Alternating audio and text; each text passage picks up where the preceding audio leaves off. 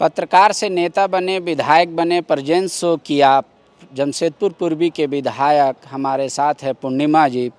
पहले तो आपका एक्सपीरियंस कैसा रहा? फर्स्ट टाइम आप सदन अटेंड की। जी, एक्सपीरियंस बहुत अच्छा था।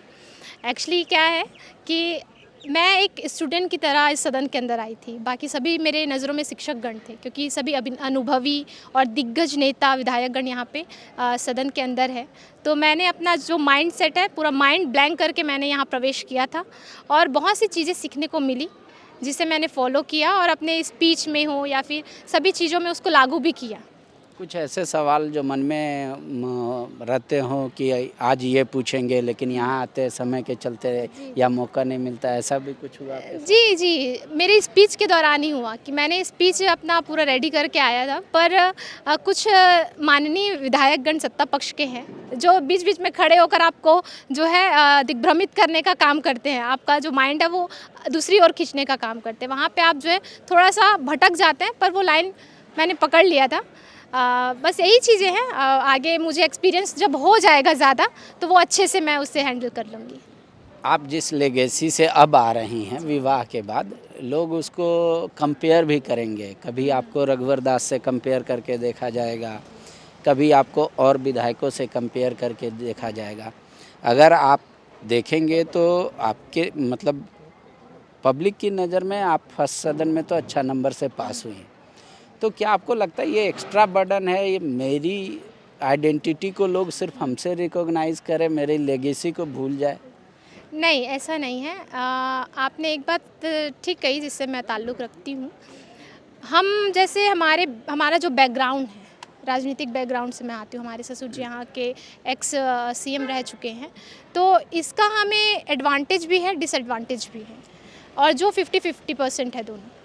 तो दोनों का हमें सामना करना पड़ता है और दोनों ज़रूरी भी है। अगर आलोचनाएँ होंगी नहीं, क्योंकि जितने भी मानिए, चाहे वो माननीय कल्पना सोरेन जी क्यों ना हो, उनके पीछे भी माननीय मुख्यमंत्री जी का हाथ है।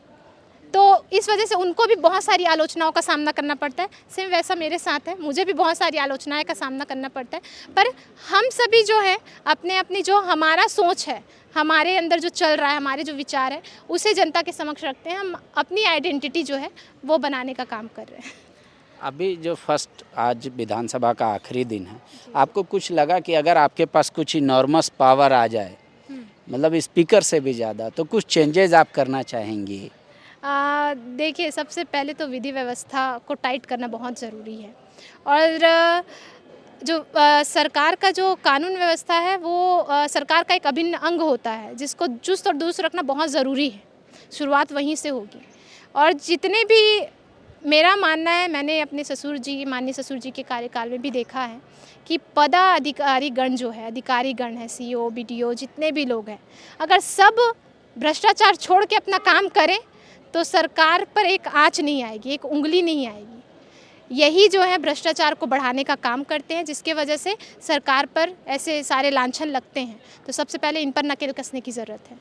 पहली बार हम लोगों ने भी कई विधायकों को देखा है, तो बहुत हेजिटेट होता है उनको सदन में बोलने में या मीडिया को फेस करने में, वो लोग बचते हैं। पर आपको देख रहे हैं कि बहुत अच्छी तरीके से बात आप सदन के बाहर भी रखती हैं और सदन के अंदर भी। तो इसमें क्या काम आ गया? क्या आपकी जो परवरिश हुई वो काम आ गया, या आपका प्रोफेशन काम आ गया?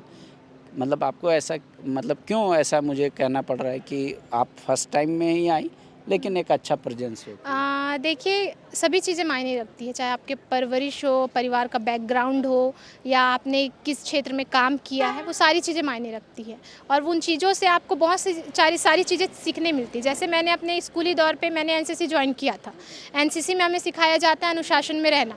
तो वो टाइमिंग मैनेजमेंट का जो है मेरे अंदर बहुत ज़्यादा है, कि मुझे टाइम पे यहाँ पहुँचना है और टाइम पे यहाँ से निकल जाना है। ये मैंने सीखा, और जो मुझे अभी इस क्षेत्र में अच्छे से बखूबी निभा रही हूँ, और वो काम भी आ रहा है। मैंने पत्रकारिता में अपना एक समय दिया है, वो मुझे यहाँ पे काम आ रहा है कि मैं कैमरा फेसिंग कर लेती हूँ, माइक के सामने बोल लेती हूँ, और मुझे डर नहीं लगता इस सभी चीज़ों से। ये मुझे काम आ रहा है। और पीछे जो बैकग्राउंड देखा जाए, हमारे ससुर जी जो हैं, वो यहाँ के माननीय पूर्व मुख्यमंत्री रहे हैं। तो वो सारी चीज़ें हैं, वो काम कहीं ना कहीं आपको ज़िंदगी में आ ही जाती हैं। आप कहीं भी रहें, आपका जो पारिवारिक बैकग्राउंड है, आपका कार्य क्षेत्र है, वो आपके लिए बेनिफिशियल ही साबित होगा। एक आखिरी सवाल, आप चाहे तो जवाब दे भी सकती है, नहीं भी। क्या घर जाकर पूर्णिमा भी वैसा ही काम करती है जैसा दूसरे हाउसवाइफ करती है, या फिर अपने ससुर जी के साथ ज़्यादा पॉलिटिकल डिस्कशन में बिजी होती है? अगर आप ये सवाल ना मेरी सासू माँ से पूछते ना तो वो अच्छे से बताती, मेरे पति देव से पूछते वो अच्छे से बताती, मेरी बेटी से पूछते वो अच्छे से बताती। क्योंकि घर जाके तो मैं यही कहूँगी कि काम जो है आपका इधर होना चाहिए। घर परिवार का अलग समय होता है, उसमें आप अपने काम को कोई भी हो, चाहे पुरुष हो चाहे महिला, उस पर नहीं आना चाहिए। और मेरी बच्ची है, मेरी उधर भी जिम्मेदारियाँ बहुत सारी है। मैं एक माँ हूँ और माँ को एक योद्धा कहा जाता है, तो उधर भी मेरी बहुत सारी जिम्मेदारियाँ हैं। तो मैं कार्य क्षेत्र में सभी की विधायक हूँ, माननीय हूँ, पर मैं अपने घर में एक बहू हूँ, एक माँ हूँ और एक पत्नी हूँ। जी, धन्यवाद।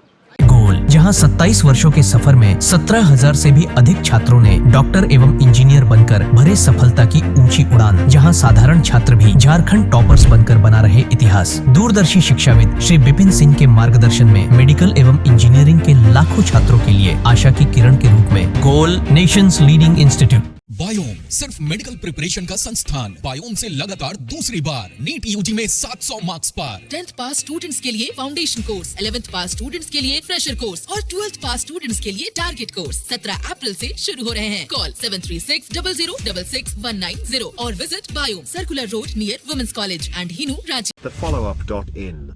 Like, share, and subscribe.